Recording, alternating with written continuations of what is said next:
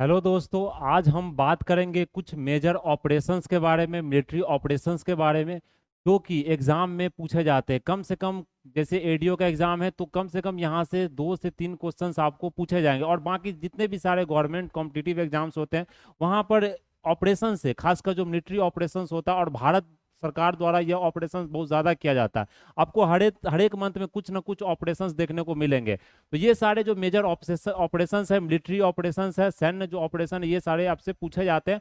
तो चलिए बारी बारी से हम देखेंगे जितने भी ऑपरेशंस है।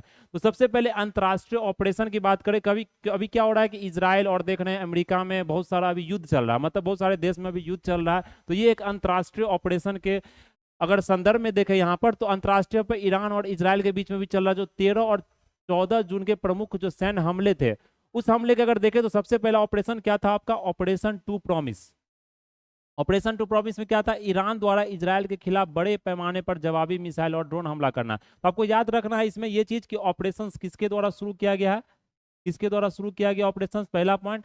और जो ऑपरेशन शुरू किया उसमें दो कौन सा देश शामिल है, देश कौन सा उसमें शामिल है, वो ऑपरेशन याद रखना। और इसमें किया क्या जा रहा है, मतलब किया इसमें क्या जा रहा है, वो क्या रहा ऑपरेशन में। तो ये तीन जो इन्फॉर्मेशन है जो आपको यहाँ पर क्या किया जा रहा है, तो ये चीज आपको ध्यान रखना, देश कौन शामिल है। तो इसमें अगर देखेंगे तो इसमें ईरान और इजराइल यहाँ पर शामिल है। ईरान ने क्या किया, यहाँ जवाबी मिसाइल यहाँ पर दागा गया है, किसके द्वारा? ईरान पर, इजराइल के द्वारा। फिर अगर देखेंगे तो यहाँ पर आपको याद भी रखना सच्चा वादा, तो ये ट्रिक की जरूरत नहीं है, लेकिन फिर भी आपको ऑपरेशन टू प्रॉमिस किसके बीच में हुआ था? ईरान और इजराइल के बीच में।